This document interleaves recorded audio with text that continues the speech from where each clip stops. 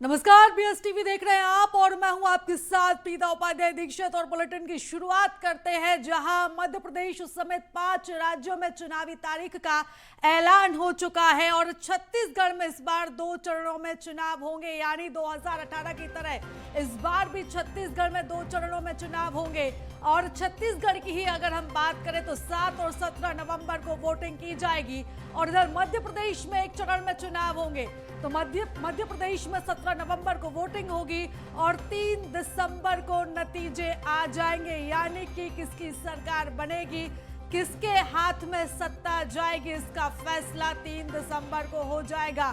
तो आगाज हो चुका है, चुनावी शंखनाद हो चुका है और आज चुनावी तारीखों का ऐलान हो चुका है। तो जिन 5 राज्यों में चुनाव होने हैं उनका ऐलान हो चुका है और इसी के साथ अब तैयारियां भी जोरों शोरों से शुरू कर दी गई है। और अगर मध्य प्रदेश छत्तीसगढ़ की बात करें तो छत्तीसगढ़ में 2 चरणों में चुनाव होंगे। पहला चरण होगा और उसके बाद दूसरा चरण होगा और इसी के साथ मध्य प्रदेश में एक ही चरण में चुनाव होंगे। 17 नवंबर को वोटिंग होगी और इसी के साथ 3 दिसंबर को नतीजे आ जाएंगे। तो सत्ता का सेमीफाइनल कहे जाने वाले इस महामुकाबले की आज तारीखों का ऐलान हो चुका है। रणभेरी बढ़ चुकी है और तमाम जो तैयारियां हैं वो भी अब अपने अंतिम पड़ाव की ओर आ चुकी है। तो एमपी में 1 चरण में ही चुनाव होंगे।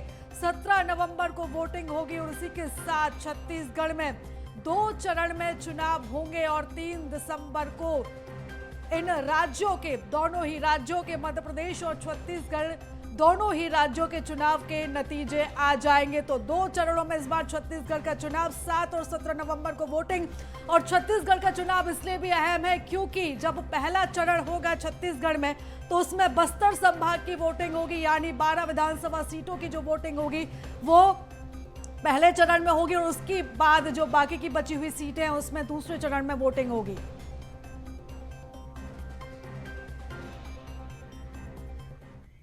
और चलिए अब हम चुनावी चर्चा करते हैं, सीधा रुख करते हैं न्यूज रूम का, जहां पर हमारे editor in chief Praveen Dubey ji मौजूद हैं। उनसे चर्चा को आगे बढ़ाएंगे।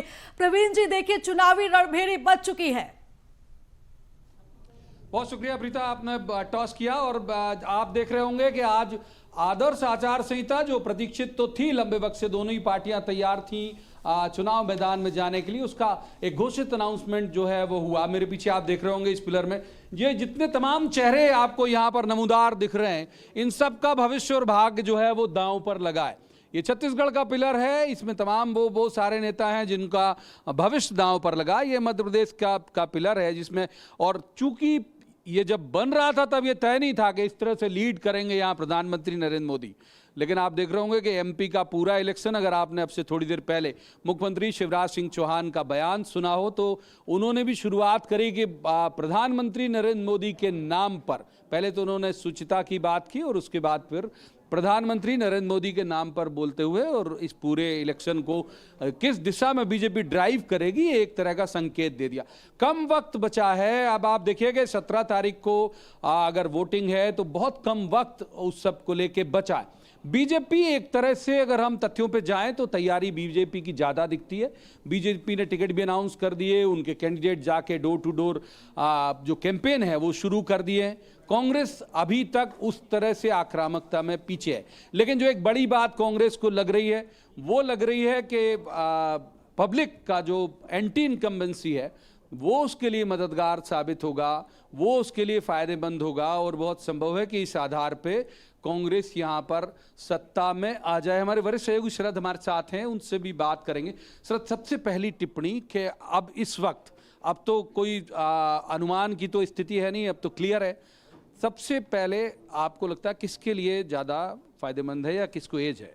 बिल्कुल, देखिए जहाँ तक बात एज की है सर, तो देखें अभी तक का जो चुनाव है उसमें हम रोज़ देखते थे, रोज़ अखबारों के, टीवियों के और वेबसाइटों के जो फ्रंट पेज थे वो विज्ञापनों से भरे रहते थे और ये लगता था कि ये नहीं तो ये योजना प्रभावित कर देगी, तो ये योजना प्रभावित कर देगी, तो ये वादा प्रभावित कर देगा। इन सारी बातों पे आज से विराम लग जाएगा क्योंकि आदर्श आचार संहिता प्रभावी हो गई। तो अब अगर ये कहें कि चुनाव असली मुद्दे पे या असली लाइन पे अब आएगा तो शायद गलत नहीं होगा, क्योंकि अब वही मुद्दे नेता भी उठा पाएंगे और जनता भी सुन पाएगी, जिनको लेकर उनको लगता है कि वाकई में ये उनसे जुड़े हुए हैं। जहाँ तक बात अगर हम मुद्दों की करें तो पहले एक विषय था कि जो लाडली बहना योजना है वो एक गेम चेंजर साबित इस चुनाव में हो सकती है। तो वो बड़े बड़े रोज़ के विज्ञापन, रोज़ के आयोजन, उन पर एक तरीके से विराम इस बार लग जाएगा। तो अब सरकार या बीजेपी, अब पूरी बात बीजेपी, क्योंकि अभी तक तो सरकार के हाथ में था, क्योंकि सरकार के पास एक बड़ा बजट भी होता है और एक बड़ी घोषणाओं का एक पिटारा भी होता है जो बतौर मुख्यमंत्री या जो भी नेतृत्व कर रहे हों वो कर सकते हैं। ये बात दोनों राज्यों पर लागू होती है, सिर्फ मध्य प्रदेश की बात नहीं, छत्तीसगढ़ पे भी। तो अब दरअसल असली मुद्दे जो कौन से होंगे चुनाव में, क्योंकि करीब करीब 45 दिन का जो वक्त है वो रहेगा। 17 तारीख है, आज 9 तारीख हो गई है। तो अगर हम आज देखें तो 9 से 17 तक के करीबन 45 दिन का ही वक्त 36 का रहेगा। तो ये इस दौरान में जो मुद्दे उठेंगे वही दरअसल चुनाव को उस दिशा में ले जाएंगे जो निर्णायक 17 तारीख के मतदान में होगा और फिर 3 तारीख को जिसके नतीजे आएंगे। तो अब देखना होगा कि इन दोनों पार्टियों की, बीजेपी की और कांग्रेस की स्ट्रेटजी क्या होगी। हालांकि बीजेपी की 50% स्ट्रेटजी अगर कहें तो सामने आ चुकी है, क्योंकि उनके जो केंद्रीय नेताओं से लेकर 7 सांसदों से लेकर तमाम जो बड़े नेता हैं वो मैदान में उतर चुके हैं। 79 जो प्रत्याशी हैं वो घोषित हैं। कांग्रेस की अभी तक ऐसी कोई सूची नहीं आई है, तो कांग्रेस के पत्ते अभी पूरी तरीके से बंद हैं। जब वो खुलेंगे तो फिर जो अनुमान है फाइट का, असली फाइट का अनुमान लगाना, क्योंकि अब असली मुद्दे होंगे और असली उम्मीदवार होंगे तो फिर पता चलेगा कि कितनी टाइट है। कांग्रेस के पत्ते खुलेंगे, शरद का मानना है, और जो पत्ते खुलेंगे तो ऐसे खुलने चाहिए कि उनके लिए फायदेमंद हो। लगातार रिएक्शन भी आ रहे हैं और मैं अपने तमाम दर्शकों को ये बात जरूर बता दूं कि अब से लेके नतीजे तक इलेक्शन मतलब बीएसटीवी हम आपको लगातार बेहतरीन विश्लेषण के साथ जितनी सारी चीजें आपको तत्काल जानना जरूरी है वो सब मुहैया कराते रहेंगे।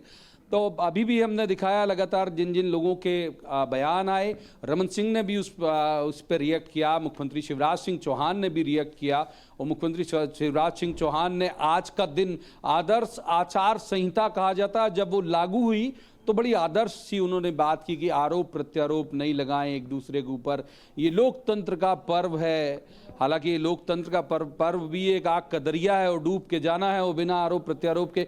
इसी पर भी बात कर लेते हैं, तब तक आप देखते हैं जो भी और नए रिएक्शन आते जाएंगे वो हम आपको लगातार सुनाते जाएंगे कि पॉलिटिकल पार्टी ने क्या क्या रिएक्ट किया। एक बार बात करते हैं, ये आपको लगता है बहुत सहज बात है और ये एप्लीकेबल है कि आरोप प्रत्यारोप नहीं लगाएं, लोकतंत्र का पर्व है, आराम से मनाएं, इत्मीनान से मनाएं, संभव है चुनाव में? देखिए, इससे इस पर तो भरोसा करना ही मुश्किल हो जाता है कि आरोप प्रत्यारोप ना लगें, क्योंकि अब तो जो कुछ बचेगा वो कहीं ना कहीं जो आरोप प्रत्यारोप हैं वही एक दूसरे के लिए बचेंगे और कुछ तो शायद अनाउंसमेंट के तौर पर कोई पार्टियां कुछ कर नहीं पाएंगी।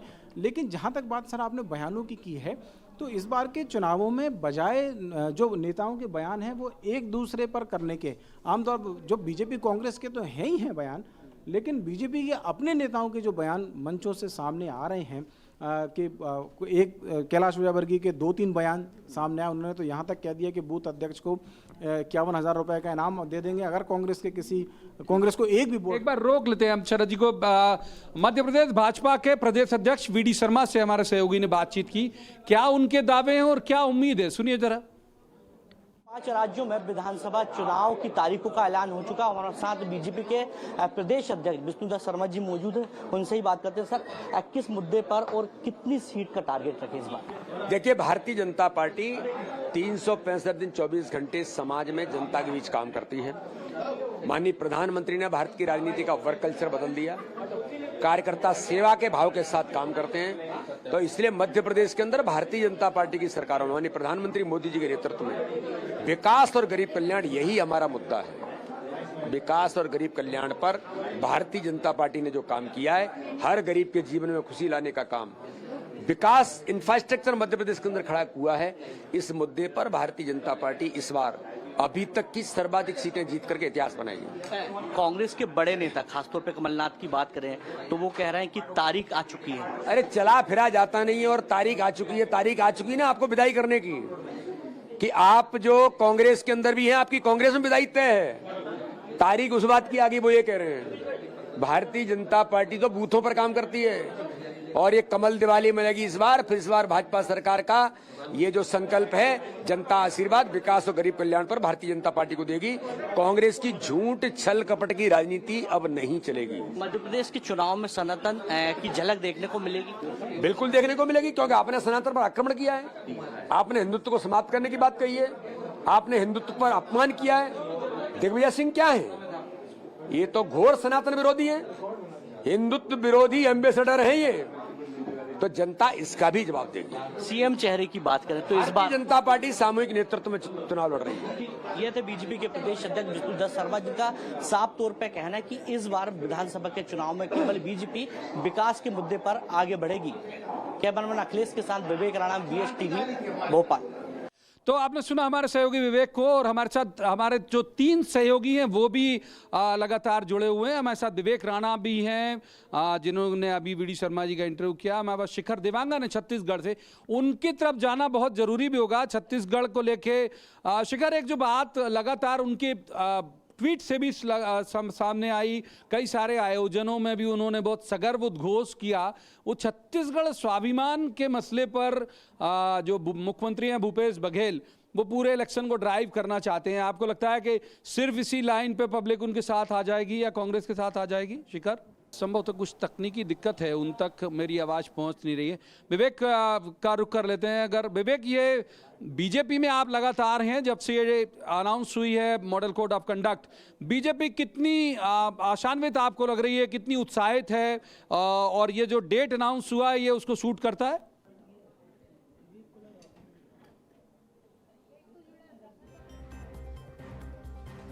तो बता दें कि 2018 के अगर हम परिणामों की बात करें तो 2018 का जो चुनाव रहा उसमें अन्य के खाते में 7 सीटें आई थी, और इसी के साथ जो बीजेपी है उसके पक्ष में ये चुनाव गया था। तो 7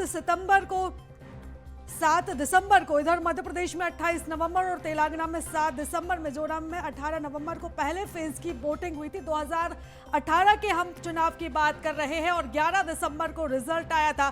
5 राज्यों में भी पिछली बार 11 दिसंबर को रिजल्ट आया था। जिस तरह से इस बार 2023 का जो चुनाव होने जा रहा है वो 5 राज्यों में होने जा रहा है, और अगर हम 2018 के चुनावों के समीकरण को समझने की कोशिश करें, और अगर दोनों ही जो चुनाव हुए थे, चाहे 2018 का चुनाव हो, 2023 का चुनाव हो, दोनों में अगर समानांतर चीजें देखें तो पिछली बार भी 5 राज्यों में चुनाव हुए थे और इस बार भी 5 राज्यों में ही चुनाव हुए थे।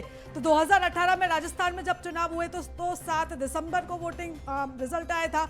मध्य प्रदेश में 28 नवंबर, तेलंगाना में 7 और मिजोरम में 18 नवंबर को पहले फेज की वोटिंग हुई थी। तो वहीं छत्तीसगढ़ में 2 फेज में वोटिंग हुई थी। और उधर मध्य प्रदेश और छत्तीसगढ़ में चुनाव का ऐलान हो चुका है। तो सबसे पहले आइए आपको दिखाते हैं वो खास रिपोर्ट जो ये बताती है कि 2018 में क्या कुछ स्थिति रही है। देखिए, चुनावों का हो गया ऐलान। एमपी में होगा 17 नवंबर को मतदान। छत्तीसगढ़ में होगा 2 चरणों में मतदान। 7 और 17 नवंबर को डाले जाएंगे वोट। मध्य प्रदेश और छत्तीसगढ़ में चुनावों का ऐलान हो गया है। मध्य प्रदेश और छत्तीसगढ़ में चुनाव होना है, वहीं अब दोनों प्रदेशों में सियासी पारा भी चढ़ा हुआ दिखाई देगा। मध्य प्रदेश में बीजेपी 3 सूची, तो छत्तीसगढ़ में बीजेपी की पहली सूची जारी हो चुकी है। वहीं कांग्रेस ने अभी दोनों राज्यों में किसी भी प्रत्याशी का ऐलान नहीं किया है। इसको लेकर सियासत भी हो रही है। मध्य प्रदेश में 5.6 करोड़ मतदाता, छत्तीसगढ़ में 2.3 करोड़ मतदाता। साल 2018 की बात करें तो मध्य प्रदेश में 28 नवंबर को 2 फेज में वोटिंग हुई थी। छत्तीसगढ़ में 2 फेज में 12 और 20 नवंबर को मतदान हुआ था। रिजल्ट 11 दिसंबर को आया था। मध्य प्रदेश 2018 का परिणाम, कांग्रेस 114 सीटें, वहीं बीजेपी 109 सीटें, बीएसपी 2 सीटें, सपा 1 सीट, अन्य 7 सीटें। मध्य प्रदेश में उपचुनाव की बात की स्थिति, बीजेपी 127 विधायक, कांग्रेस 96 विधायक, बीएसपी 2 विधायक, एसपी 1 विधायक, अन्य 4 विधायक। वहीं छत्तीसगढ़ की 2018 की ये तस्वीर रही। साल 2018 में छत्तीसगढ़ में सीटों की स्थिति। छत्तीसगढ़ में 90 विधानसभा सीटें, कांग्रेस 68 विधायक, बीजेपी 15 विधायक, बसपा 2 विधायक, जेसीसीजे 5 विधायक। उपचुनाव के बाद की स्थिति, छत्तीसगढ़ में सीटों की स्थिति। छत्तीसगढ़ में कुल 90 विधानसभा सीटें, कांग्रेस 71 विधायक, बीजेपी के 13 विधायक, जेसीसीजे के 3 विधायक, बसपा के 2 विधायक और 1 सीट रिक्त। और इस खास रिपोर्ट के जरिए हमने आपको 2018 के समीकरण बताया। और चलिए अब हम दोबारा रुख करेंगे न्यूज रूम का, जहां पर हमारे editor in chief Praveen Dubey ji मौजूद है। Over to you sir. शुक्रिया प्रीता। एक बार शिखर, इससे पहले वाले सवाल में तकनीकी तौर पर कोई दिक्कत के कारण जुड़ नहीं पाए थे। शिखर, वही सवाल लेके दोबारा आपके पास आऊंगा कि ये एक तरह से हम लगातार कई आयोजनों में देख चुके, कई सारे BSTV के कार्यक्रम में भी देख चुके कि जो मुख्यमंत्री भूपेश बघेल हैं वो छत्तीसगढ़ अस्मिता, छत्तीसगढ़ स्वाभिमान की बात करते हैं। आज भी जैसे ही इलेक्शन अनाउंस हुआ तो उनके ट्वीट में छत्तीसगढ़िया स्वाभिमान का उल्लेख जरूर था। तो आपको लगता है कि छत्तीसगढ़िया स्वाभिमान सिर्फ कांग्रेस को पे करेगा, बीजेपी को नहीं करेगा? देखिए, जिस तरह से 2018 के जो नतीजे सामने आए थे उसके बाद एक बड़ी छवि मुख्यमंत्री भूपेश बघेल की बनते नजर आई थी, वो छत्तीसगढ़ियावाद को लेकर थी। लगातार छत्तीसगढ़ सरकार अलग अलग तरीके से आयोजन कराते रही, छत्तीसगढ़ियावाद को लेकर लगातार प्रमोशन किया गया और एक ऐसी छवि मुख्यमंत्री भूपेश बघेल की बनी कि वो छत्तीसगढ़ियावाद पर हावी होते नजर आए। और ये जो बीते 15 साल में जो बीजेपी की सरकार छत्तीसगढ़ में थी वो काम नहीं कर पाई थी वैसा कि जो छत्तीसगढ़ियों को अपनापन महसूस कराए। हालांकि 2018 में जब कांग्रेस में मुख्यमंत्री भूपेश बघेल सरकार में बनते हुए नजर आए, उसके बाद की स्थितियों की अगर बात की जाए तो छत्तीसगढ़ की जो पारंपरिक खेल है उसको बढ़ावा दिया गया। इसके साथ ही जो 30 त्योहार हैं उस पर अवकाश की घोषणा की गई। इसके साथ ही अगर बात की जाए तो ग्रामीण अंचलों में जो छत्तीसगढ़ की संस्कृति को सहेजने का काम मुख्यमंत्री भूपेश बघेल के द्वारा किया गया मोटी था। बात और आपकी यही एक वजह है। शिखर, एक बार हम प्रखर का जरूर रुख कर लेंगे। कांग्रेस का रिएक्शन जरूर आ रहा है, तरुण भानोट से लेके विवेक तनखा से लेके तमाम जो उनके लीडर हैं। कमलनाथ का अभी तक ट्वीट की शक्ल में शायद आया, अभी तक ऐसे बयान नहीं आया।